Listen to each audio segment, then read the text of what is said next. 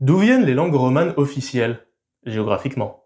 Déjà, les langues romanes descendent du latin classique, qui est la forme de langue qui est utilisée dans les grandes œuvres littéraires romaines du 1er siècle avant Jésus-Christ. Et donc le berceau du latin et par conséquent des langues romanes, c'est dans le Latium, la région de Rome. Ensuite, la République puis l'Empire romain s'est étendu au point de donner de nombreux dialectes, et certains de ces dialectes sont devenus officiels dans certains pays. Donc aujourd'hui, on va parler du berceau géographique de chaque langue romane officielle. Je répète, officielle.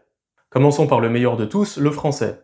En 1539, François Ier, roi de France, impose que le français soit la langue administrative du royaume, en se basant principalement sur le dialecte d'Île-de-France. Mais le français officiel a aussi piqué des mots et des sonorités à d'autres dialectes d'oïl du nord de la France, comme le normand avec son vocabulaire maritime, le picard ou encore le champenois. Donc on peut dire que le berceau de la langue française c'est la moitié nord de la France, avec pour cœur l'Île-de-France.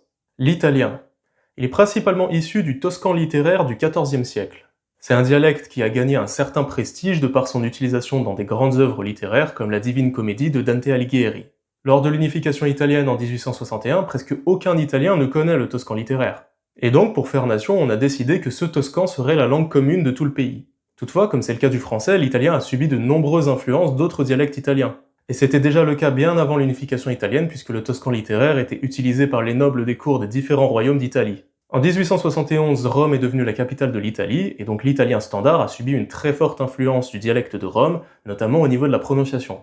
De même, Milan, qui se trouve au nord, est le centre économique de l'Italie, et donc beaucoup de mots modernes, techniques ou liés au business sont entrés dans l'italien via le nord. Donc le berceau de l'italien, c'est la région de Toscane, avec un apport majeur de Rome et de Milan. L'espagnol. Alors déjà, la langue possède un autre nom, le castillan, et ça donne déjà un indice sur le fait que la langue vient de Castille.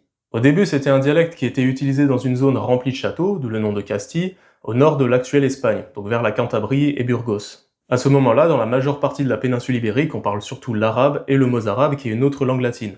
Le mozarabe, c'est pas l'ancêtre de l'espagnol.